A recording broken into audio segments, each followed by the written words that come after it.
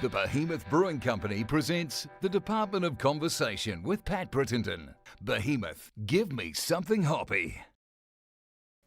Hello, and welcome to your Friday. This is the Department of Conversation, and joining me today for a bit of a chat, Nick Rado. Nick, hello and good, what is it, afternoon? I'm a bit confused because we've jumped this time around a bit, but good afternoon, Thanks, and welcome to the show. Hey, no worries. Thanks for having me. Yes, and thanks for accommodating the later time frame. Excuse the background noise at the moment. My wife's just starting the car up. I'm in the lucrative, it may look like an amazing studio, but I'm actually in my garage. So you've gone Mark Maron styles, have you? The studio podcast in the garage. Much. That's exactly right. Yeah. I can imagine he's got just as much stuff piled up as I have. So Mark Maron route and Jimmy Dore, apparently he does it in his garage too. Oh, so. Really? I watch a lot of Jimmy Dore stuff as well. He's an interesting cat, isn't he, Jimmy Dore? He's for people who don't know, he's kind of a progressive commentator. He was part of this group called the Young Turks for a long while, and then they had a bit of a falling out. So he went and did his own thing, and now he seems to be spending half his time attacking every other progressive group in the country. It's really, it's not quite train wreck television. Well, it's not television, but there's some really interesting stuff going on with those cats at the moment. Yeah, for sure. I quite like, Jimmy Dore.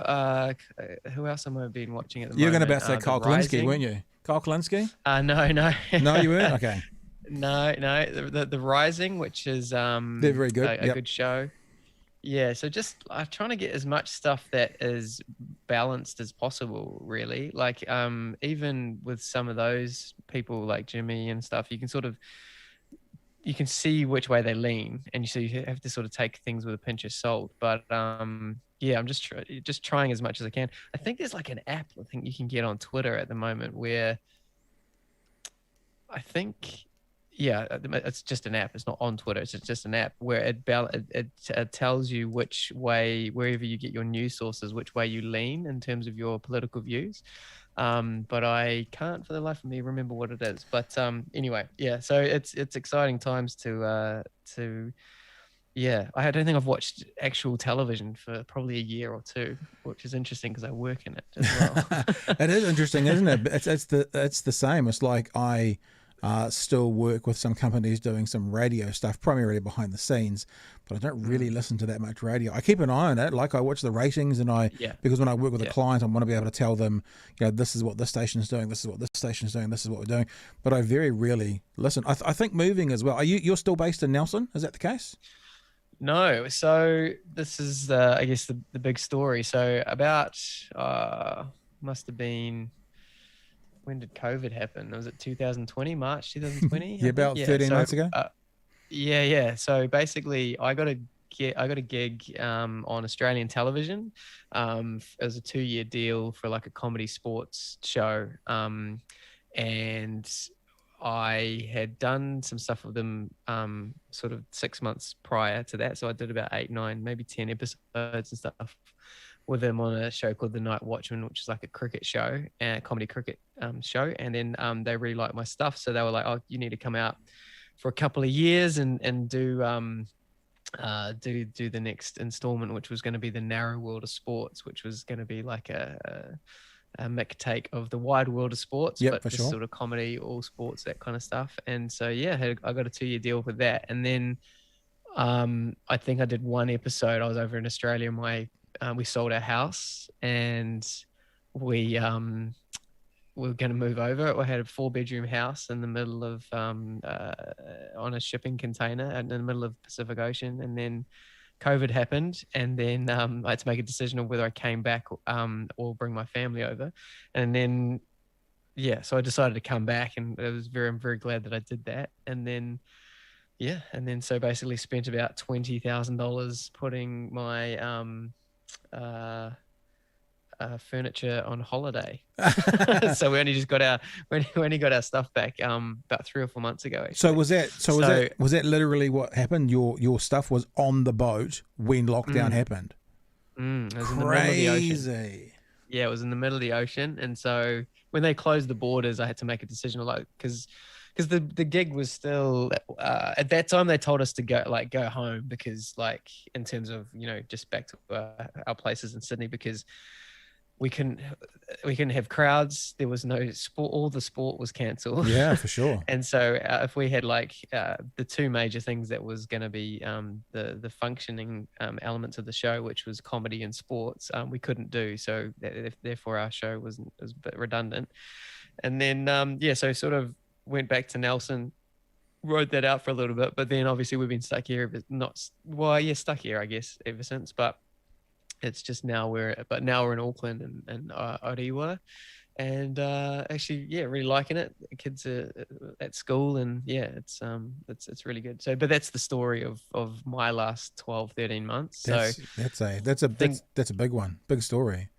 Yeah, well, it was a big story. It was because it sort of felt like it was like, so like not so much made it, but it was like this could be something really big. And obviously for our family too, like our kids were going to go. It was that perfect time. My son hadn't quite started school yet, so it was a great time to move with him, because he was going to just start like everyone else would have started at a new school.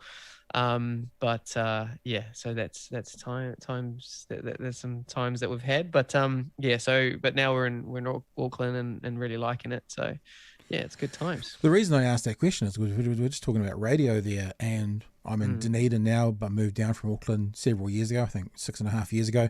And I noticed one of the things when you're in a smaller town, which is what my reference to Nelson was going to be, you don't spend anywhere near as much time in the car.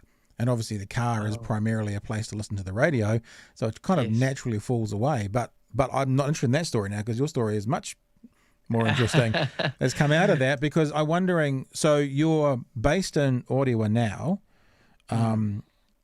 which is, for people who don't know, north of Auckland, probably now with those new motorways, a 25-minute drive into Queen Street if there's no traffic, 30 minutes maybe? Yeah, if you're lucky. It's probably more like 30, 35, and then, but if you leave at 7 in the morning, it's 3 weeks to get in. Yeah, totally. Well, it's about an hour. Sometimes it can take an hour and a quarter, hour and a half. So, on a bad day, but it's I don't go into town on peak times that often, but when you do, it's tough. But it's like anywhere in the world. I've lived in many places in London and in Sydney and various places like that. So it just is what it is, but you just sort of, it is what you make of it. So a lot of the times, especially for comedians, like it's a great time to listen to your set or listen to other comedy or listen to other podcasts or inspiring stuff. Or listen to the radio, as you were saying, like in terms of just catching up on things. And that's it really. So, what's happening now with the Australian television? Because obviously the last 6 months, everything's kind of started to come back. Are you now kind of permanently in the Auckland region, or is the plans to go back to Sydney, or to Sydney, I guess I should say, and continue on with that path? What's next?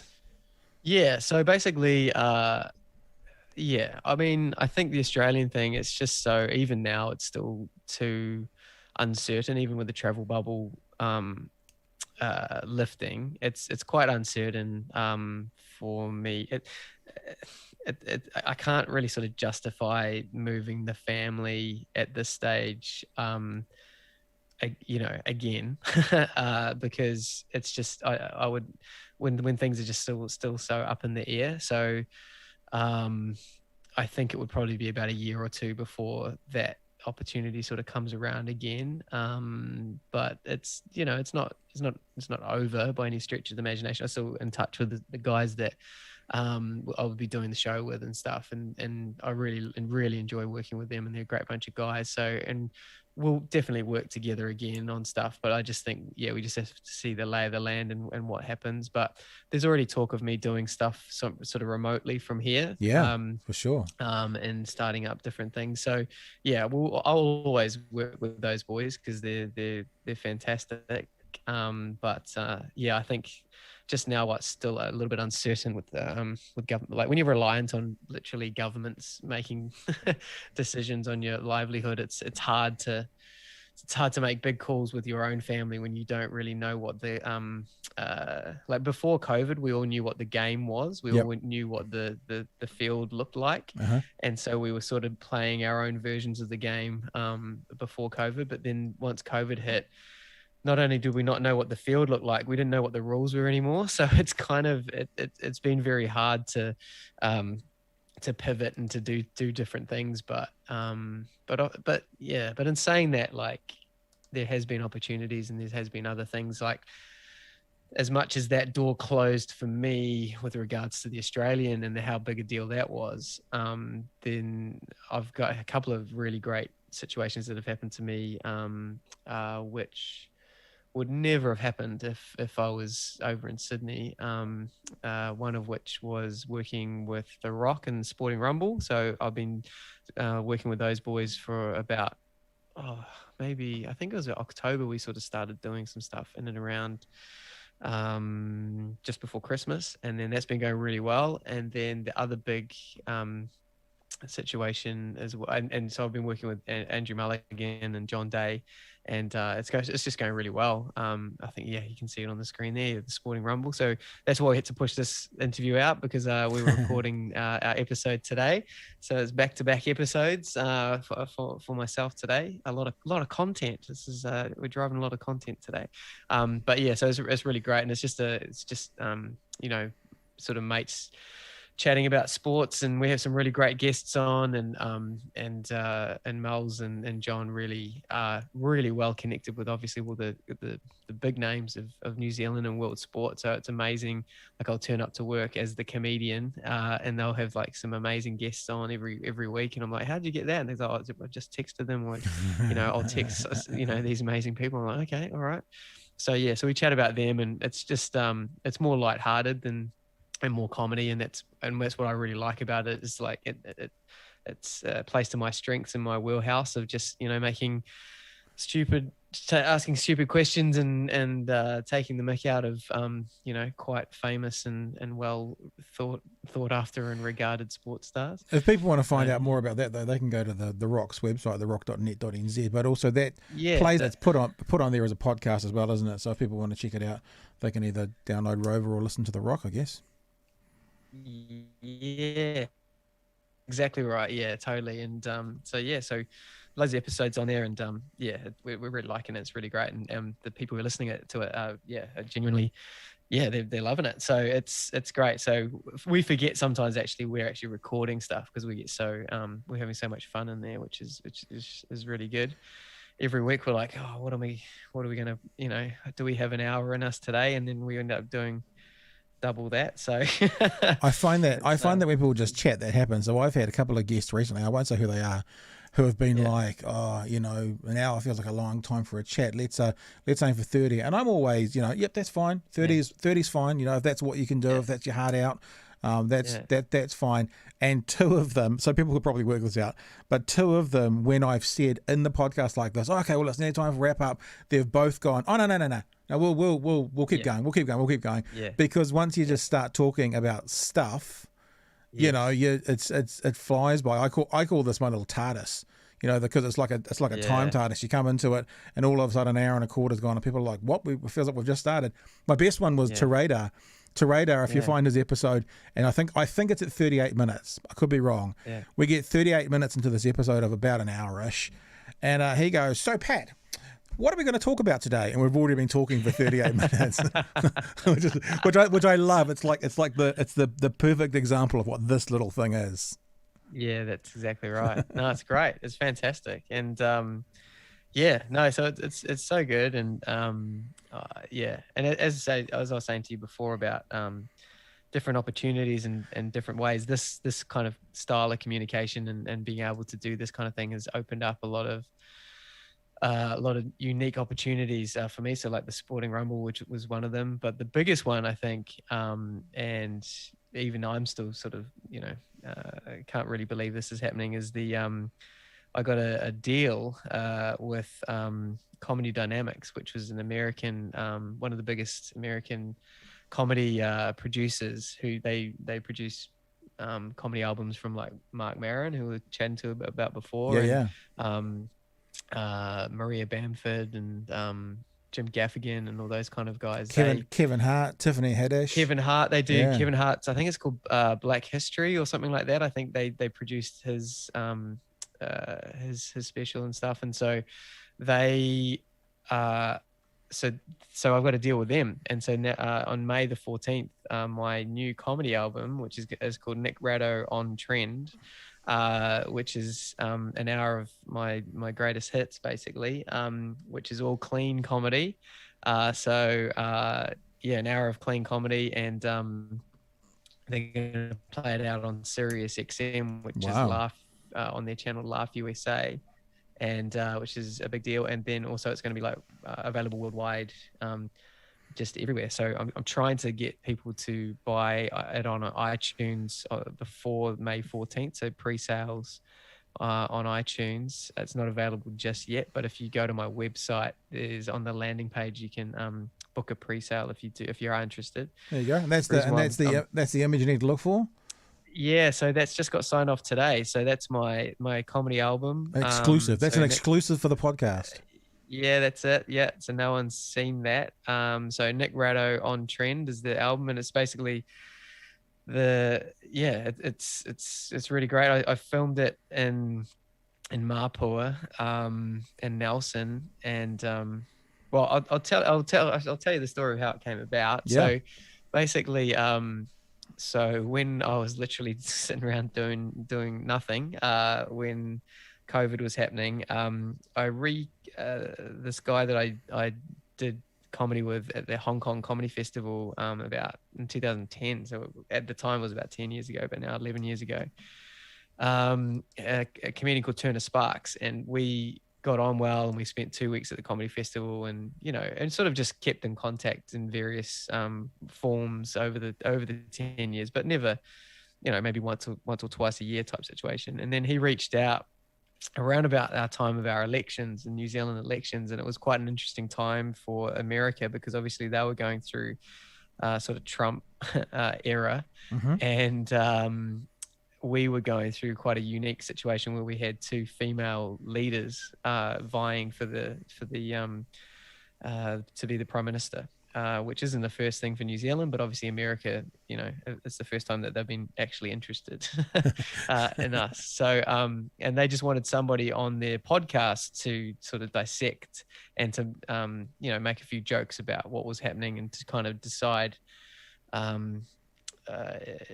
just to add some content to their podcast. It's called Lost in America, their podcast, and it's really good. So what they do is they find worldwide stories, and they get a local comedian to basically go, what the heck's going on here? And they just ask stupid, not stupid, but just simple questions about what's going on. Because if you don't live in that country, you tend to not to know the in-depth or on-the-ground knowledge, as my friend Russell Howard would call it, is when you go into a town, and it's great to speak to a local comedian because they've got all the local on-the-ground knowledge type situation. There it is, mate. You're great at this. Lost in America podcast. Finding all these things. And so, so Turner is, you can't really see his face, but I think he's the one with the blue shirt on there. But he's a comedian based in New York, and he originally was a comedian in China, and so he had a really great sort of comedy club situation going over there, and was doing very well in China. He was selling soft serve ice cream to Chinese people, and I can't remember which part of China he was doing that, but he was doing that for a long time. And then he eventually went back to New York and was doing comedy. And then so he goes, "Can you come on this podcast?" And I was like, "Yep, great." And then we just sort of got chatting, and obviously it was a great time. And he then sort of said, "Hey, so what have you been up to? What are you doing?" And we just sort of chatted about like how, for me personally, I'd gone clean on my comedy. So that means like no swearing or sort of sexual innuendo type stuff. And I just found that the last 2 or 3 years, it was good. I was sort of 90% clean anyway, so it wasn't such a huge shift for me. But it just meant that I could actually say, "Oh yeah, I'm 100% this way." And he said, "Oh well, that's interesting because I've done exactly the same thing, and I found you get more work and corporates and so on and so forth." But he said, "But the big thing is that they a lot of the record labels and that kind of stuff. They're after those kind of comedians, because in America there's Sirius XM, which they play I think they've got 7 comedy channels, and 2 of them are you can say whatever you want on, and then there's 5 that are like dedicated clean channels. But he says there's like 80% of the comedians trying to vie for these 2 channels, and there's only 20% on the 5 channels. Right. And so they're always after people to do clean comedy, and especially who are, you know, good and who have definitely got an hour as well. And so he said, I can put you in touch with the people if you like. And I was like, oh, mate, that would be amazing. He goes, oh, have you got like an hour recording? And I just so happened that when I was in Sydney, I was doing some cruise ship work just before the lockdown stuff, and you have to do 2 45 minutes of clean, so 2 separate shows. So and it has to be obviously international as well, because there's so many internationals on those cruise ships. And so I just happened to have 2 separate 45 minutes like recorded on my phone, just like a voice memo. And then so I said, yeah, I can send that off. And then we had the intros, and then they were quite, what do you call it, reserved at first. They were very much like, oh, who's this guy, New Zealand, never heard of him, you know, that kind of jive. And then I sent them, got the contact, sent them my stuff. And then I think it was the next morning, well, Turner said to me that, he said within 10 minutes of him, because I had to send it to Turner, and then Turner sent it on to him. He wouldn't give up the contact. And so Turner did it, and he said, and he even said to me, listen, don't have high hopes, because I've done this for 3 or 4 other people, and they haven't even emailed me back to say that they've got the recordings. But he said that within 10 minutes they came back and said, oh yeah, we really like his stuff. Can you put us in contact? Yeah. And then I think they contacted me about 2 days later. And then I want to say, I would say like within 4 or 5 days, I had a contract in my email box, just ready for me to sign. And that's pretty cool. Yeah. I mean, that's the story you hear about, like the actor getting the Hollywood break, or the sports person getting signed to, you know what I mean? It's like, you know, that's the John Kerwin story, who was playing 3rd grade for Marist and working as a butcher. Then all of a sudden next weekend he's playing for Auckland, sort of thing, just to have that kind of break. And it's so exciting to hear that these things are happening in the arts as well, and exciting to know where to from here. Yeah, well, that's it. That's exactly right. And so, and the big thing what I liked about them is that it kind of seems like the further up you go in this kind of situation, the easier it is. It felt like it was just like, we just had a conversation, and they chatted to me, and they said, okay, so, you know, this is what we're after. When do you want to record it? And I said, do I have to go to America to record it? And he's like, no, you can record it in New Zealand, because it's just the audio album. Yep. And even if it was video, I think that they still would have let me do it here. But just cost a bit more for a decent set. That's all. That's what Kiwis don't do. Yeah, that's exactly well. right. Exactly. Yeah, exactly right. So, and I just said, okay. And then he goes, well, when can you do it? And I said, I can do it pretty quickly if you want. And he just said, well, just give me a date, and then we can start working backwards from there. And so Nelson was a place that my family bought, me and my wife bought a house down there about 2 or 3 years ago. And we'd been living down there for 2 or 3 years. And so, but it was a place that I'd only ever gigged, like I'd done open mic stuff, but I hadn't really put on a show there. And so my sister-in-law just had a baby, and we were going down there as a family for 2 weeks just to meet the new addition to the family. Nice. And then so I was like, oh, maybe I could, like towards the end of that 2 weeks, maybe I could tag on and record the show and find a venue and at the Playhouse and get it done. And it was in January, and it was the worst time to do comedy because it's light down there until about 11 p.m. So no, everyone wants to just be at barbecue. So I was very, I was going, hey, people aren't going to want to come out, in January. Most people will be away and that kind of stuff. So, but yeah, I ended up performing or doing 2 nights at the Mapua Playhouse. It was recorded over 2 nights. here's the okay. If you wanna, so here's a good story. So they obviously everything was being done remotely. So normally they would like sort of, I don't know, fly people over or fly a team or what have you, and get all their people in. But obviously because of COVID, they had to do things remotely. So a lot of the things had to be done via recommendations or agencies or that kind of situation. And so they had booked an audio engineer from LA, and they just booked it through recommendations and stuff. And then hang on, you mean they made the booking from LA, that the engineer wasn't from LA? No. They booked an audio engineer from LA, meaning when I heard you say that, I thought the engineer, but you're saying the booking was made from LA. Yes, that was gotcha. from LA. With you. But yeah. And then they booked a local audio engineer, and then they said, hey, they sent me an email and said, hey, here's your audio engineer. I'm going to CC you in, and you guys can chat from here, and you guys can chat, and was like, let's make an album. And it was all pretty LA hype regarding to it. And then so I just sort of like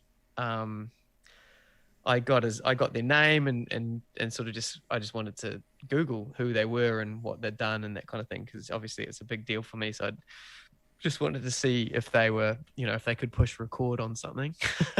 And anyway, so I Google this guy, and I won't say his name because I think people could probably find him anyway with regards to what I'm about to say. But I Googled his name, and it came up as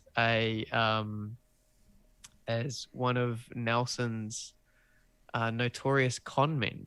Oh. And I was like, and I read more and more into it, and it was just like what he'd done. And I don't know if you remember this, but apparently back in the day, this particular person, he stole a flight checkbook, like a training, like a checkbook for a pilot's training course type situation.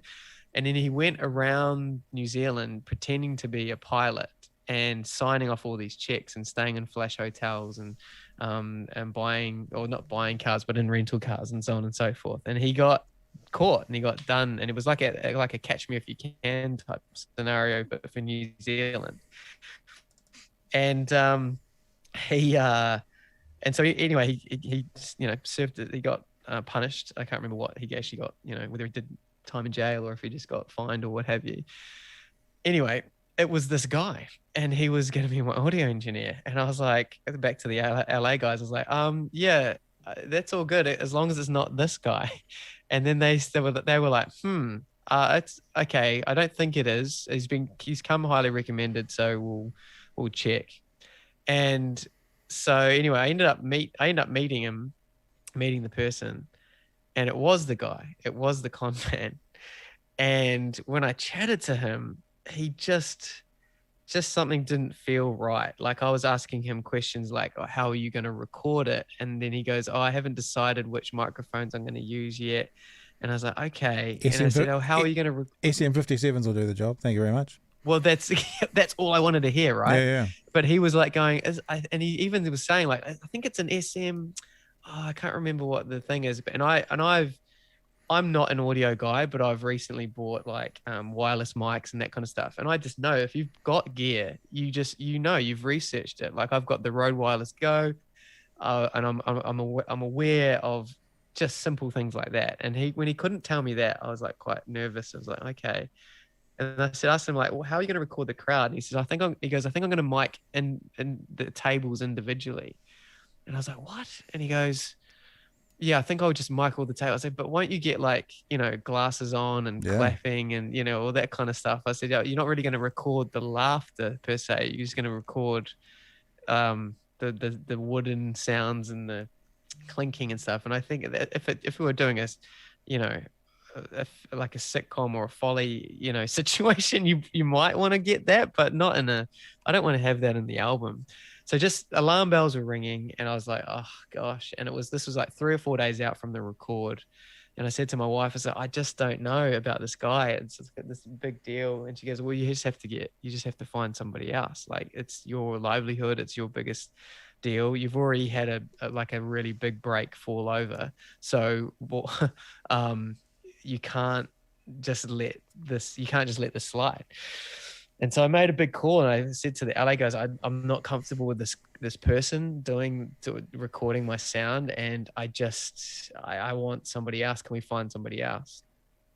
And then whilst I was down there, I was just chatting around to local people, and they had sort of heard of him. They said, yeah, definitely don't use this guy. And I was like, oh my gosh, this is, it's really getting serious now. And then this one guy, called Jeff Sherlock, who I owe him a lot. He said, another comedian friend of mine called Raven Khan, he said, while you're in Nelson, you should go check out this room because it's a weird room. This guy called Jeff Sherlock, he runs this thing called Room 25. And he says it's this weird room. It's like it's in his, like, the back of his house, but it's just this amazing venue where like musicians play. And he says, and he wants to do comedy there, so you should go check it out. So I was like, okay, cool. And I was like in the midst of all this, palaver, and I was like, I don't know if I have time to, go check this out. And Raven goes, just go check it out. It'll take you 5 minutes, and you can get on with your day. Anyway, end up meeting Jeff, and and I told him the story, and he goes, yes. He goes, I forbid you to use that person. And I'm like, okay. I've known this guy 5 minutes, and he's like, forbidding me to do it. And he goes, give me half an hour to an hour, and I'll find you the best person around. And anyway, he was a man of his word, found this amazing sound engineer called Robbie Sissons, I think. Yeah, Robbie Sissons, who'd done stuff, all over the country and worked with some really big bands and stuff. And he was just a great engineer. And then Jeff also said, I will be his right-hand man as well. I'll help you. I'll help him record it. And so that even though I trust him, you just know that you got two people that have got you back on this. And I was like, okay. And this was 2 days out from the record. Yeah. And then it all happened. They recorded it, and it sounds amazing. It sounds fantastic. Like it just really sounds great. It sounds like, when I listened to it, I was like, oh, that's a comedy album. And it's recorded in a little place called the Mapua Playhouse. Only like 100 people in there. It sounds like there's 200 or 300, with the way that they've recorded it. And it just, I couldn't be more happier with how it turned out. But yeah, that's the story of how the album almost wasn't. It's a pretty cool story. Yeah. And without, obviously, you've been careful not to share the person's details, just so I know, because I've been Googling while you've been talking. Did this crime stuff happen about 10 years ago? Yeah, that's it. And he was sent to prison for 2 years and 3 months. Does that sound right? Yeah, that's it. Yeah, that's it. I found him. Yeah. I found him while we were talking. Yeah. But as you can see, I'm the master of Google, so that's why. You're very good. You're very good. No, so I think obviously, that's what happened. And so do you think? So was he trying to, in your opinion, honest held belief, we call this, so it's not slander. No. Was he trying to basically rip you off, or has he started a job working in audio and he was just a bad choice? I think he's trying to start his own thing. Right. But what I think he's done, and I think this is why the LA people really liked him, because he was like, most Kiwis are quite humble and sort of play down their accolades, whereas he was like very new to the situation. And he may have been fine, he may have been great, but I think he sort of, obviously, as people who are con people do, they sort of play up and sort of say the things you want to hear.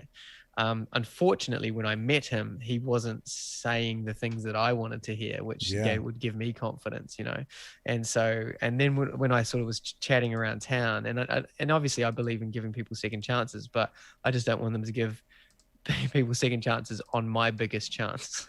Yeah. So, maybe third or fourth album in, you can come talk to me, but yeah. There's a balance, isn't there? I mean, I'm very similar to you.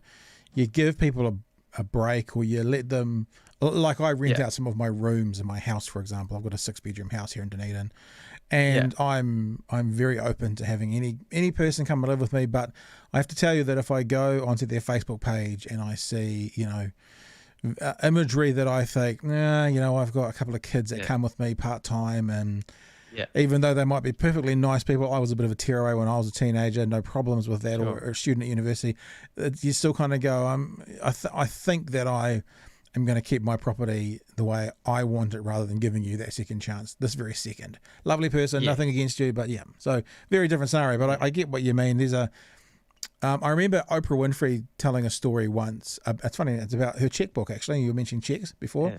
And she said one of her family members was stealing checks off her and writing them out and cashing them in and stuff. And her thing that she always said was she completely forgave the person, because obviously to her bank balance it didn't mean very much, but she never forgot. So she didn't leave the checkbook out around that person anymore. She's forgiven them, but she's stored that stuff away, and she says, I'm not going to risk a second chance on you again because it didn't go so well last time. And I think we always hear maybe it's a key, forgive and forget. And it's like, no, we can forgive the person. Society's forgiven that person, he's done his time, but it doesn't mean you have to forget. And if you're facing a conman whose job is to bullshit you and lie to you to get you to believe them, even if they're speaking the truth, you kind of go, It's like I tell my kids, probably 20 times in their lives, the idea of, the boy who cried wolf has come up. Yes. If you do that too much, then when you're telling the truth, little con child, maybe I won't believe you. Oh, totally. Absolutely. Yeah, that's exactly right. So, it's it's interesting how it's all panned out, and what it was. Yeah, I mean, to be truthfully honest to you, it was very so when that Australian gig fell over, it was a big punch in the guts, really. It was like a really this was just like everyone had during COVID, probably everyone's got a COVID story of, especially in the job that I do, it's really hard when you don't have anything or anyone specifically to blame for it. It's like I didn't stuff up, or it's because they didn't like me, or XYZ. It was just purely like this this worldwide pandemic. So it was a punch in the gut. And for me, I was like, it was one of the very few times where I was like thinking, I don't know if I can come back from it. I don't know if I can get up again for this, because this was the big break. This is everything was going smoothly. The timing of the kid, the timing of the actual break with the kids being a certain age. My wife was on board. She was wanting to go to live in Sydney. We sold our house. It went smoothly, even to the fact that when we were moving, we had to sell. I think we had 2 cars, and we hadn't sold one of the cars. Like, we were going to have to leave a car there, just abandon a car before we go over to Australia. And the day that the movers came and moved all our stuff out, the moving man goes, "Hey, are you selling your car? I'll buy it off you for cash now if you want." And we're like, this is just all too easy. It's all lining up. Yeah, exactly. Yeah. And then all of a sudden, middle of the ocean, bang, punch in the stomach. And then you're like, oh, come on. And then, you just sort of like, and then I just sort of granny stepped it back to the, situation where we are now. We had like 9 or 10 months without our stuff. So I had to sort of scramble to get like this 3-bedroom apartment in Ottawa. And I had to go all around Auckland and trade me pickups and getting like secondhand beds and a coffee table and cutlery and the thing that goes in like a holder for the cutlery, like things that you've already purchased, but you don't want to spend so much because you've already got the stuff, and it's trying to do it on the cheap. It is coming back to you at some stage. Oh yeah, exactly. And it's coming back to you at some stage, but at the same time you're like, but then you don't want to not live around nice things. And so it's kind of like it's just this weird situation. So it's been about 6, 7, 8, 9 months of like literally fingertip, inch by inch crawling back. And then so then, to get to this situation on the other end where you're just like, I'm about to release an album across America and across the globe, really. It's going to be available everywhere. and more people potentially can listen to this album than I've ever had in my whole entire career. And it's so weird, but at the same time, it's like, I don't know, if there's any lesson, just keep going. I'm thinking about how that would work, but then I guess it's sort of the same as the TV model. You know, I don't know why I'm thinking of The Office. I was listening to a Ricky Gervais podcast yesterday, I think, and The Office shows on television, and then they sell the DVD. So they're selling something that's still available free in other places. So because I was kind of thinking it plays on, you know, Sirius, and then it's available for sale, but does it like rotate on these channels 100 times, or how does it work? And then obviously it's out there in the ether, but it's been out there for free, and then you sell it. But that's what I'm saying. In my head, I'm kind of going, but that's what TV does. That they show the series and they sell the DVD, even though it might still be available on demand somewhere at the same time. Yeah, well, that's it. So basically, so how it works is that they're going to play my album from start to finish. So like, I don't know, when the Foo Fighters release an album, The Rock will go, like, the new album will play it start to finish. They're going to do that for me on Sirius XM, and then I think on Laugh USA, but they've got like 4 or 5 other channels and stuff. And then from there they'll play, so like my it'll be tracks. So like that was the most tedious thing I've had to do, and the hardest thing is going through my hour and then not only naming the tracks, but also going from, you know, 1 minute 37 to 4 minutes 23 is track 3. And it's going to be called this and this. And then you're literally going, but whatever I segment this into, that's it, that's going to be it forever. Like, so whatever you call this and whatever this is. So if you stop it, you know, one joke too early or let it go one joke too long, it's kind of like, it's quite hard to do. And especially when I've been so close to these bits, and especially when throughout the album, if you listen to the whole album, there's actually callbacks to some of the bits. So there's bits where people are laughing like really hard at some bits, but it's because I've called back to like an earlier joke. And so it might not sound so good if it's individually played out. So how it works is, so it's like radio. So they'll pick 5, 6, 7 tracks from the album, and they'll rotate it, and then and then I'll get residuals or royalties from those plays. But then it'll be available everywhere. But what I'm trying to do, and this is my goal, is that if I can get as many people as I can to buy the album on iTunes, because of, and this is, I'm just being totally honest here, because of COVID and pure inactivity of people releasing albums that aren't got people like crowds with masks on them or drive-in movies or whatever, there's a very high possibility that I can make the top 10 in the US comedy album charts if people buy the album on iTunes. And iTunes is one of the only ones that have like a chart, like an album chart. And so if that's the case, then if I can get as many of my friends and family and fans to pre-purchase and to buy the album as opposed to listening to it for free, there's an amazing opportunity for a New Zealand comic to be in the top 10 in America for comedy albums. And from going from like literally scrambling around on Trade Me, haggling $15 off on a coffee table through to having a top 10 album in the comedy charts would be a huge, from rags to riches, literally, story. So that's what I'm aiming for, and that's what I think it's possible. Like, look, chatting with the numbers and the way that it's trending and stuff, it's definitely a possibility. All right, look at this. You see that? Oh yeah, done, pre-ordered. Oh, mate, check it out. So look at that. It's just scrolled off for me. Oh, there you go. Done. Pre-ordered. I love it. Yeah, thank you, mate. I appreciate it. Oh, dude, anything to support, the arts and creativity and that kind of stuff. So I've just done it. We pre-ordered it. Just did it while we were while you were talking. I appreciate it. I look forward to having a listen to it. Hopefully that came through on people. So I just went to iTunes and pre-ordered it. $18.99 New Zealand.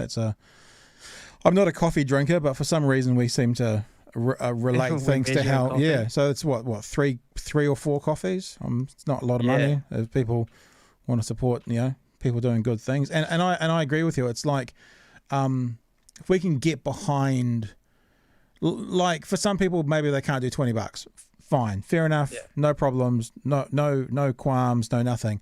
But if you can and you don't, it's like I just feel like it's a little bit like you're talking about the COVID thing. We're all talking about support New Zealand and tour around New Zealand and holiday around New Zealand and let's keep this tourism industry going. Why would it be any different for the arts? I mean, go to your local movies. I mean, they had Rams out the other day with I went and saw it with and the Oscar Kitely one about Dawn Raid and supporting that, going to your local galleries. Well, this is just an extension of that. And I want to make real clear that I'm not belittling the thing. It's not like a pity purchase because you want to buy it because you want to buy it. I mean, no. I've seen your stuff and I've watched you on telly and I know some of the stuff you've done and that. And I'm a huge fan of stand-up comedy. So forget all because it's COVID, I'd want to get it anyway. And certainly the idea of the ability to pay $20 for something versus getting it for free. If it was, $200, I understand people might just listen to it on the radio or whatever, but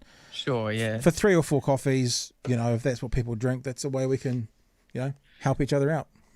Yeah, no, it's great. And I think, it's kind of like that whole, I don't know. I remember when we all bought that beach. Remember that the whole country bought that beach back. It's kind of like that, kind of like vibe. It's like, for me especially, it's like, I don't know. I just, maybe it's the comedian in me. It's like the comedian in me wants people who are like big dogs in the industry in America and stuff, and even comics over there, just to go, who is this person from New Zealand?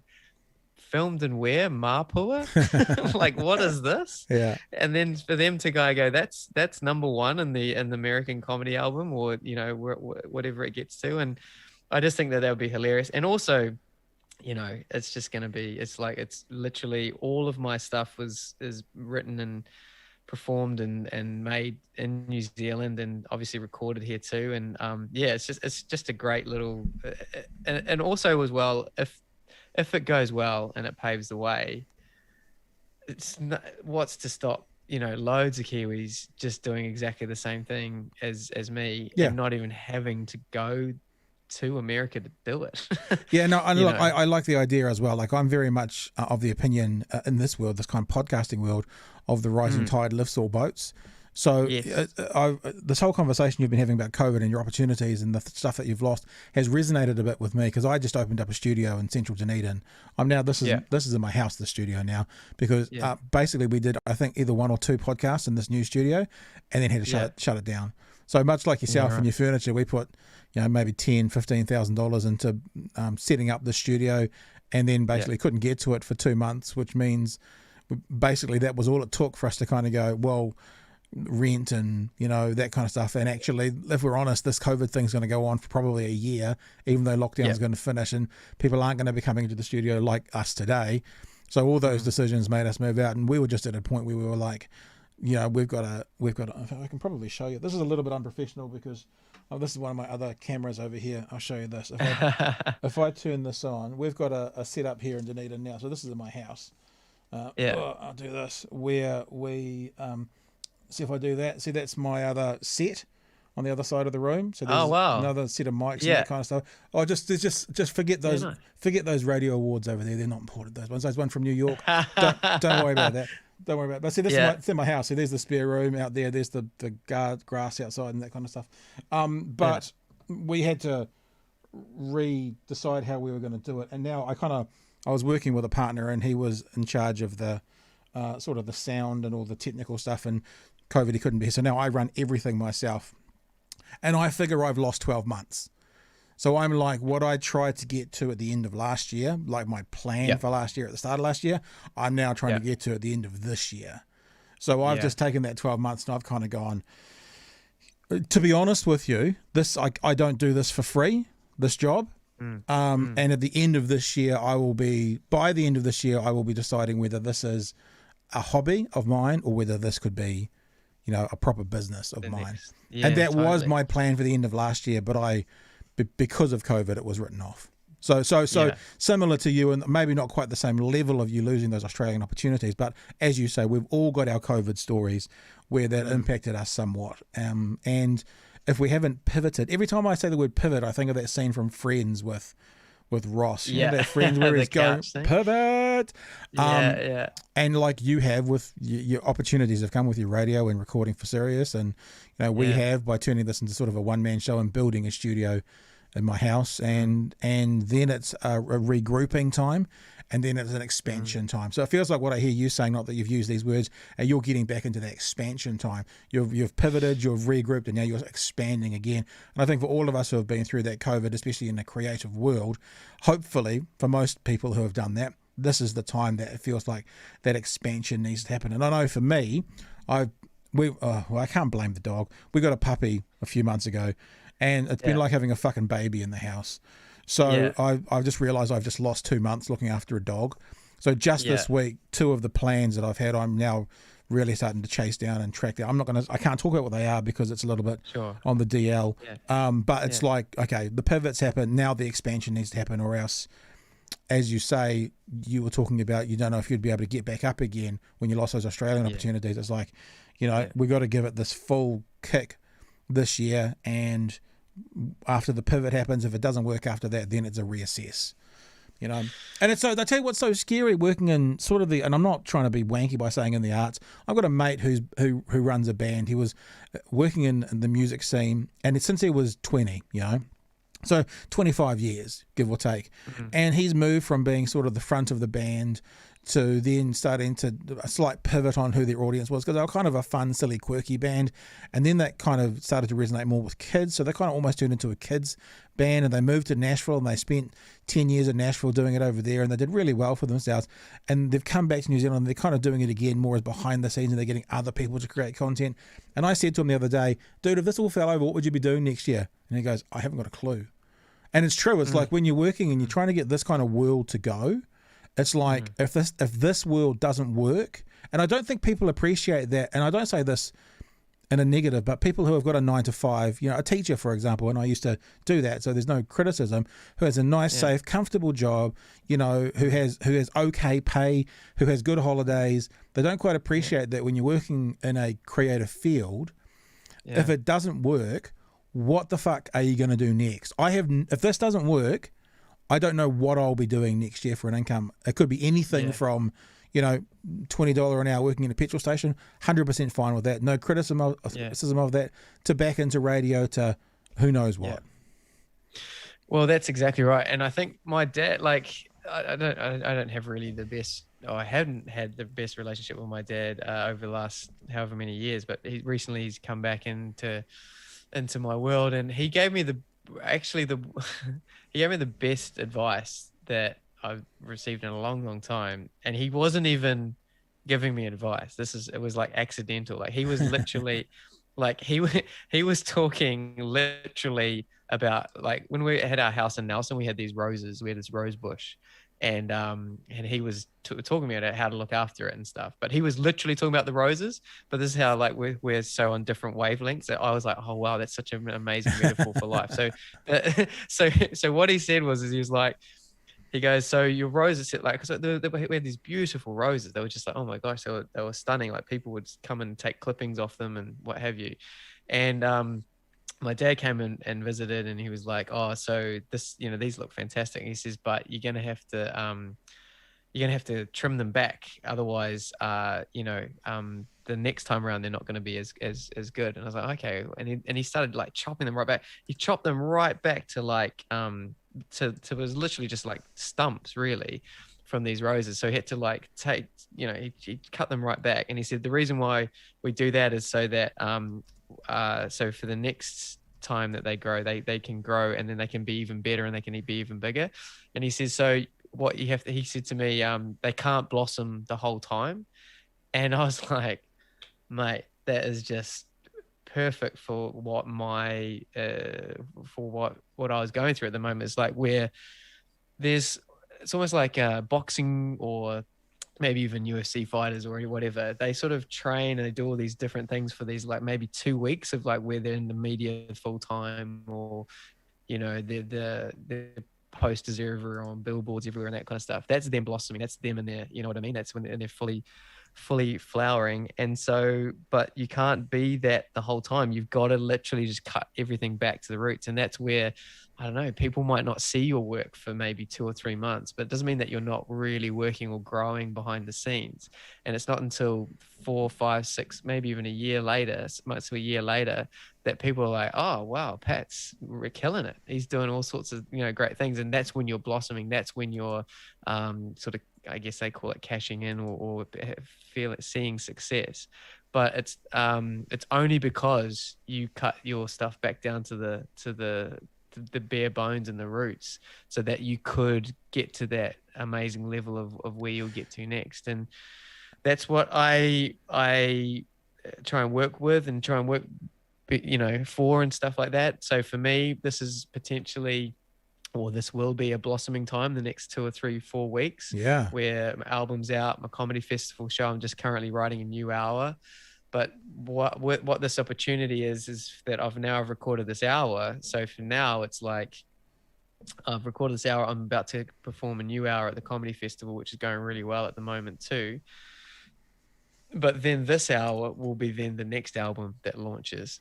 But between now and whenever that I record that, but I'm aiming to be in the next year or a year and a half, there will be a lot of hard work. A lot of people won't see me for a little while. And then it'll be in about a year's time where we'll probably hopefully have another chat and say, second album's out. The album did XYZ the last time, and we're only going to go bigger and better next time, and so on and so forth. So, it's interesting and tricky time, but especially in the creative world, it's nothing beats like A, getting back up again, and B, just doing the work and believing in yourself. I think the other thing I'm reminded of as you're talking about, the pruning back and blossoming is there's a movie called This Is 40. Do you know This Is 40? It's a Judd Apatow movie with with Paul Rudd and Leslie Mann. Hilarious, as all Judd Apatow movies are. And Paul Rudd's character is someone who owns a music label, and he wants to kind of revitalize all the old rockers. I have seen this one. Yes, yeah, okay. Yes, and he gets and it's a genuine old rocker. I can't remember his name, but Paul Rudd's company makes him a new album, produces a new album, and at the end of the thing, when the album doesn't sell, the old rocker goes to him, "Oh, you expected this to sell?" And Paul Rudd's character's like, "Yeah, of course we needed it to sell to save the business." And he goes into this sort of explanation, and he describes it as keeping your nuts small. This old rocker says that's the secret of life is keeping your nuts small. And be careful Googling that, by the way, because you get all sorts of images. But what he's basically meaning is your outgoings, your life, if you can afford to buy a $2 million house, then buy a $1.5 million house. Keep your nuts small. Yeah. And then in those times where you've been pruned, I guess, you don't have the same responsibility to go out. Now, just bear with me, because marry that, because as you're talking about the UFC, I did think about one thing. I think there are the exceptions out there as well. And I know that the UFC thing you're talking about is people train. It's like at the Olympics. They'll train for the Olympics and they'll build up slowly. Arnold Schwarzenegger, one of the reasons he was so successful with his bodybuilding career was he never did those peaks and valleys. He trained up to the competition, and then he stayed training up there for his career. And that was what his most successful was. And I think there are some exceptions. And off the top of my head, I'm thinking about people like Seth Rogen. Seth Rogen, if you ever look what he's doing at any one stage, he's producing a movie, he's starring in a movie, he's producing 2 television shows, all these kinds of things. There are those people who can seem to get to that performance level and stay there for a period of time. And I guess I kind of go, good on them, but as you say, I like the idea of the pruning as well. I like the idea of kind of pulling back. I know when I kind of first got into the world of media, I was working as a presenter on Juice TV, and to my detriment, unfortunately, they were having some trouble financially, and so they got rid of all bar 4 of their on-air talent, and the reason they did was they had to bring it all back to get their shit together before then expanding again. And it's like in teaching. I talked about teaching before. There's an old adage of teaching that you don't smile until Easter, because if you smile before Easter and give away the game that you're enjoying yourself, it's a lot harder to kind of get control back again, rather than at Easter starting to relax control. So it's that sort of thing. It's like control, tight control, doing the bare minimum, what you need to do it well, and then start to expand, start to smile, loosen up with the kids, start to, whatever the other analogies are, start to, get more presenters back on board, those 3 or 4 examples I went through with. I think it's great advice. Yeah, absolutely. And I think, it's just getting, And I think for me, like a friend of mine, Joel Shadbolt, who's the lead singer of LAB, I met him when my wife was pregnant with our first child. He's now coming up to 6. So I met him probably maybe 6, or it must be 6 years ago. And we were at a yoga festival. My wife was a yoga instructor, or is still a yoga instructor. And he was there with his partner at the time. And we just bonded because there weren't too many guys there. So me and him, we were just hanging out. Just activewear as far as the eye could see. And he was like, yeah, exactly. Yeah, exactly.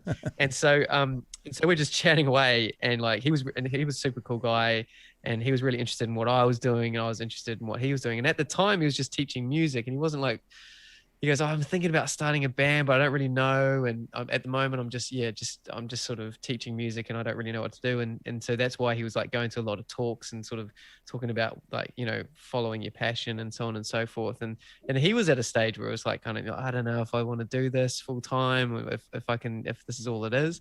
And then I think about a year or 2 later, he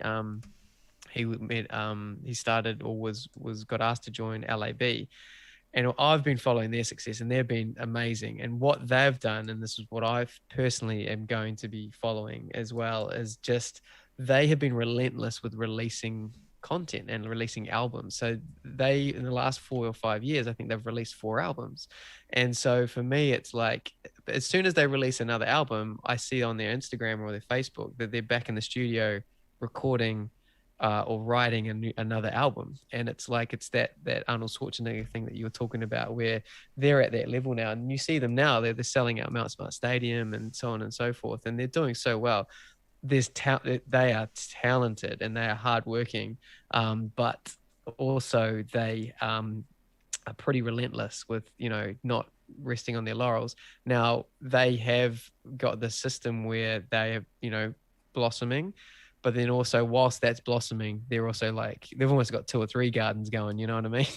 So that's how they're working it. And so for me, in the next 2025, I've set myself a goal of 3 albums. So this is the first one, and then by 2025 there'll be 3. Now it does take a while for you to record them and then to release them. Of course. So that's why it's sort of so for me, for example, I recorded this in January, and it's going to be not until 5 months later where it's actually going to be released and all sorts of stuff like that. So so it's about a year and a half to get it all done and to get it dusted. But that's my goal. That's what I'm, working on at the moment. And forgetting about comparing myself to other people now, and where they are, what they're getting, what they're doing. I've made this little deal with myself that whenever I start comparing my career trajectory, or if what other people are getting, if I start doing that, then I use that as a trigger to then start writing my own stuff, to work on my new hour. Nice. So it's kind of like, if you're going to go that way, it's no, don't think about what other people are doing.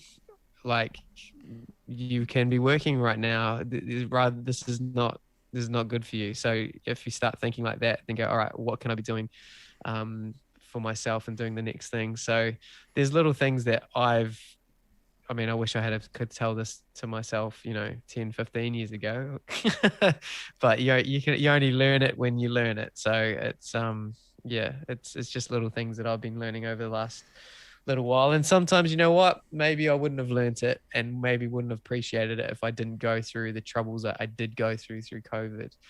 Maybe you have to lose everything to then go, all right, this kind of stuff, you guys, this is what I'm going to do anyway. Yeah. Yeah, and I guess we all say that, also acknowledging that, especially in New Zealand, we've been luckier than most when we've lost our stuff. We're talking about opportunities and finances and stuff, but we've also been in a world that's been fairly safe in a health aspect from this thing as well. So yeah. I've got mates in the UK that are totally. They've just only just getting into comedian mates and stuff who just are getting into what we would describe as like level 2 situations and gigs and outdoor gigs now. So, and that's been a year on. So I was just going to say, so people can see for themselves what you're talking about. I put up the LAB Wikipedia page. And what you're saying about them having an album each, the thing is that's worked for them as well. So they've got an album on in 2017 that was number 15 in the charts, 2018 number 12, 2019 number 5, and 2020 was number 1 in the charts. So it's actually worked for them as well. Building that content has built their audience, has probably improved their skills because they're working more, and has also enabled them to follow that trajectory from the 15 mark up to number 1 over those 4 albums as well, which is, it's kind of cool to see. You can see the literal growth of them whilst they've been doing it as well. Well, also talking to Joel as well, and I know for a fact that I think it might have been the second album or the third album. It might have been the third album. I can't remember. But I remember them sort of, it didn't go as well as they anticipated, or it wasn't like the big boom. They thought, oh, this is going to be the album we've done 2 years now, so the third year, gosh, it's going to happen this year. And so they I remember them sort of like they were really like, that was their punch in the gut moment. With like, should we keep going, what should we do? And then look at them now, like, they're just absolutely, they're doing really great things, and I admire them for that, and I draw inspiration from that, and it's I really wish nothing but the best for those boys, and they're inspiring me to do my own thing, and we'll see where it goes. Hey, before we shoot off, and thanks for giving us some time today, no worries. I was just going to ask you about the decision to go clean. Clean comedy. Yes. I say clean comedy in case I turn this into a clip and people just say the decision to go clean, and they think it's drugs and alcohol related. But clean comedy, is it really just a business decision, or did something happen in your life? Because I hear clean comedy and I straight away think about, people not wanting to swear, maybe people having an awakening to the world or whatever. What was the driving force behind the decision to go to clean comedy? A lot of it was, like I was finding that I was sort of 80-90% there anyway. And like, I swear, and I think people who don't do clean comedy are hilarious. I think, some of the funniest howling laughter I've had is some of the most darkest and daringest jokes that I've ever heard and stuff. And it doesn't mean that I don't find it funny, but it just, for whatever reason, when I was on stage and I was doing 80-90% of my stuff and it was pretty clean, and then I would launch into something that wasn't clean, it just really jarred with the audience. And it was it was almost kind of like they didn't expect that or want that from me. And then it just was like, okay, why did they turn? And I was just sort of, and this is just like listening back to your sets and always always learning and I guess training, for lack of a better term, on my stand-up. I was like, okay, so I had them for that 70-80% of that set, and then why did they just turn off? Or why did I lose half the audience in that situation?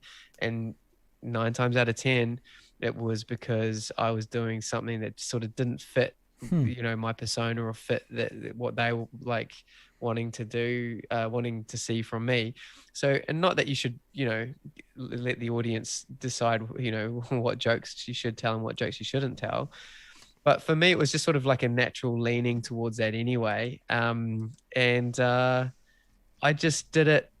I just did it as a challenge as well. Like I was like going, so I've been lucky enough that where so when I started out, no one wanted to be an MC, comedy MC in the UK. So I started in the UK, and no one wanted to be a comedy MC. And but for me, it was the only time I could get stage time because no one wanted to do it. And so I would get paid money, and I would get to go up 2 or 3 times in the evening to get more stage time. And so I was like, oh, well, I'll just be the comedy. I'll do what everyone else is not doing so that I can get more stage time and I get paid money to do it. Yeah. People don't like doing it because you can't double up. So you can't, like in the UK especially, you could do potentially in London, you could do 2-3 gigs a night because you just do a spot. But when you're at the MC, you have to stay longer, or you have to stay for the whole thing. But what people weren't realizing is that you were potentially doing 3 spots a night anyway in the same room. You have to do different things. But yeah, so I became really great at being an MC. And so like part of my thing is being best, trying to be the best MC I can be, and I ended up winning the Comedy Guild Award for best MC 5 times. No one else has ever done that. But because I treated it like, not only going to do this, I'm going to be the best at it. Then when people started like going, oh, he's a really great MC, but that's all he can do is material. Isn't that great? Right. And then I was just like, okay, well, I'm not going to be an MC now. I took a year off from MCing, and I just was like, I'm just going to write stuff. I'm just going to write like an amazing sort of 20, 30 minute routines and things like that. And then they were like, oh yeah, well, he's great over 20 minutes, but he can't like close a show. And that was the other thing. It's like, okay, all right. And then so I was like, okay, well, I'm not going to MC, and so my goal is to be a headliner. So I'm like, not only am I going to have enough material to do the time of a headliner, in New Zealand it's normally between 30, 40, 45, 50 minutes, sometimes an hour, to close a show. And so for me it was like, I'm gonna just try and write the best headlining set that's that I can possibly write at this time with the skill set. And in 2019 I ended up winning best male comedian, which is detriment to that, as to kind of like, that's the skill. But now when I look back on all this stuff, I was like, I've got these MC skills, I can open a show, I can middle a show, I can headline a show. And so so it's kind of like getting to that point where you try and develop all these skill sets, and you try and be the best you can be in all areas. I can't remember why I've said all these things now, what we were talking about before. But I think, yeah, it's about, I guess, like, I don't know what I was chatting about, but I think like about striving to be better, and learning the different elements of being good. It was a conversation about why were you clean, and that what you're talking about is you're talking about your personality. But the bit at the end there about you kind of kicking yourself in the balls, meaning making it difficult yourself. I'm reminded of a conversation that I saw a bunch of comedians talking. There was Ricky Gervais, and there was Chris Rock, and there was Jerry Seinfeld, and there was Louis C.K. And Louis C.K. does a similar thing, not exactly to what you're saying, but he says when he's going around trying stuff out, he often opens with his best bit. Because most comedians close with their best, but he often opens with it, and then he's laid bare in front of the audience, and then he has to get better to be able to do it. But it also made me think of Jerry Seinfeld when you were talking about what I heard you saying, if I'm paraphrasing, is the swearing on stage just doesn't fit who you are as a comedian. It's just sort of simple as that. Jerry Seinfeld tells a story about there was a joke, and he used to tell the joke, and he said fuck in the joke, and everyone laughed. And he tried one night not saying fuck in the joke, and nobody laughed, and he felt really concerned that they were laughing because of the swear word rather than the content of the joke, so he stopped doing it. Which I was thinking about. The other thing I was thinking about was, and I'm sure you know of Jim Gaffigan, and Jim Gaffigan is a clean comedian. When you're a clean comedian, it's like, when you're an adult trying to tell kids about swearing, you're like, if you use this word all the time, it loses all its import. Meaning, Whereas if you look at someone like Jim Gaffigan, Jim Gaffigan came out not too long ago talking about when Donald Trump was talking at the RNC speech, and because he said a few F words, the usually clean comic dropped several F bombs online during a Trump RNC speech, because he never does, and he's known for being clean. When he did use those words, it had so much more of an impact. So I guess that kind of that's up your sleeve, isn't it, if you ever want to in the future? Oh, no, absolutely. And I did do a show last 2 years ago, which got nominated for the Fred Award, where that was one of the things where I had to swear in it. But when I swore, people didn't mind, because it was like, he really means that. Like, he really means that. That was the point I was trying to make before about like going the MC and doing all that kind of stuff. The reason, so I was doing the things to get these skill sets under my belt, but the clean situation was exactly that. So it was like, I know that I can make, when I'm writing the stuff, what happens if, could I say the same thing but without swearing in it? And sort of it was like a challenge for me to do it. And I was like, okay, cool. And then I remember doing like, I wonder if I could do 20 minutes without swearing or without any kind of sexual innuendo or whatever. And then I ended up doing it. I was like, okay, I wonder if I could 30. And I wonder if I could do an hour. I wonder if I could do an album or that kind of thing. And so a lot of it isn't even just like, it's been a, I'm going to do it for, because it's more corporate work, or I can get on Sirius XM in America or whatever. It's not like it wasn't like a, I guess, a tactical decision. It was more of a getting better decision. And I think that's what for me has always been about comedy, is like, how do I get better? And for me, I chatted to a mate of mine who's down the road, and he was like talking about how he's making all these deals because he wants to retire soon. And like when he's, I think like not soon, but like in 20 odd years or something, he goes, oh, when I'm 65, I want to retire. I don't want to be working, doing this malarkey all the time. And he was talking away, and I was just like going, oh yeah. And I was just going, mate, I'd be super happy if I was doing stand up until I was like 80, 85, 90, like just keep going. And I would be so happy with that. And I think would even be going to like be uncomfortable about certain jokes. Oh, is this funny? Or, whatever. And I just think I'm quite content in knowing that that's like something that I really want to do. It doesn't mean that it's not hard. And sometimes I'm like, oh, doubt yourself, or can I get up again? There's definitely moments like that. But because I'm trying to get better all the time and trying to do things, I went to an open mic last night, and it was like Thursday night. It was a dive bar. There was like 13 or 14 people there, and the first two comedians they had nothing. They gave them nothing for the first two comedians, and then when I went on, I ended up doing 22 minutes of all brand new stuff. Wow, cool. And when you get them, and I got them, and it was all clean, but it was all new. It's nothing from this album, but they're laughing as hard as what they were on the jokes that I've been honing for years and years and years. And then you come away from that, I know that wasn't perfect, but there was something there that I can work from, and I go, okay, I can tweak that, I can change this, I can add this. And for me, it's like, whoa, that's kept me going for another 2 or 3 months, just that one little dive bar gig.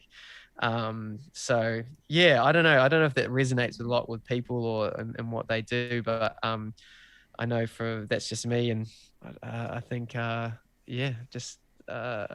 think in summary, a very long summary to answer your question, why to go clean, it was the challenge, and then now the challenge is being rewarded. And yeah, it's not saying that I'm never ever not gonna do what Jim Gaffigan did, but it's there. It gives power when you say or another word a lot, it loses its meaning. And I feel that's the same with swearing. Yeah, and swearing's so good, you want to keep that up your sleeve. Hey dude, it's been an absolute pleasure catching up with you. If people want to find out more about you, your website is Nick Rado, rado.com, NICK rado.com. And up here as well, you've got all your live dates. You've got quite a bit coming up. The album, I've just done the pre-sales, but when does it actually drop? What's the date that it drops? So it drops in May 14th, but I think that's May 14th in America. So I think it's May 15th in New Zealand. And if you go to my website, you can pre-purchase without actually paying for it. Like you can, you just say, hey, Nick, give us there's like a little white button there that just says, reserve an album. And I can talk you through it, because I'm going to be releasing. So for those of you who know my comedy, it's called On Trend, because I take the mickey out of my house basically being on trend, and being a Kiwi bloke, I'm not too sure like what's in my house anymore. And there's a very famous joke that I do about scented candles, and my wife is, I got them here. Let me give me 2 seconds. Talk amongst yourselves. Talk amongst yourselves. Talk amongst yourselves. Talk amongst yourselves. So my wife's made these scented candles that are going to be comedy candles, and they're going to have a couple of them are going to have like my quotes from the album, but then there's going to be some like comedic scented candles, like comedy candles, like I'm Fine, for example, where you can light it when everything's not fine, but you can, light it to pretend that everything is fine, and then hopefully through that 50 plus burn time hours, they'll finally reveal what actually is the problem and stuff like that. So there's going to be that kind of stuff. So if you go on the website and say, hey Nick, I want to reserve an album, but talk us more through some of those candles, you'll get an album plus a free little scented or massive scented candle, which are actually really nice and smell really good too. I'm pleased to hear that you're not going down the goop path with scented candles, because when you said they were going to be comedy candles and then my candles, I was like, what essence of Nick? What essence is it going to be? So stay away from those Gwyneth scented candles. That's all I can suggest.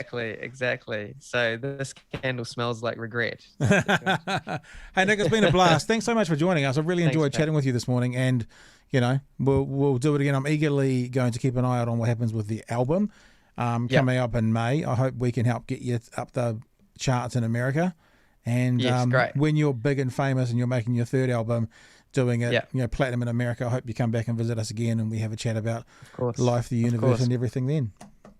Well, interesting, Pat. This is the first of many interviews that I'll be doing about the album. So congratulations on getting in early, getting there first. The only way is down. I'm about to. Yeah, you're ahead of the curve, you're ahead of the game, and I'm waiting on emails from LA now. They're just doing my press release now, so once that's finalized, then I think next week I'll be sort of doing a big plug. So you'll see me on all sorts of places like The Project and 7 Sharp and other different channels and stuff like that. So you know where you heard about the album first. I'm just looking at your website as we're talking, and you've got the Chiron going across the bottom. His comedy may be international. On its toes, crowd pleasing, buffoonery at its best, from 3 weeks, Edinburgh Festival. If you wanted a tagline for mine, for your album, you could have I bought it because I felt obliged because he was on my podcast. I mean, if it helps you sell albums, you could do that if you wanted to. It's going on the poster, mate. It's not even just that's going to go on the poster. That's the next one. Yeah, right, that's the next album title. The Obliged. It just be called Obliged. I felt obliged. Yeah, nothing could be further from the truth, Nick. But thank you so much for joining us. It's been a lot of fun. Cheers, Pat.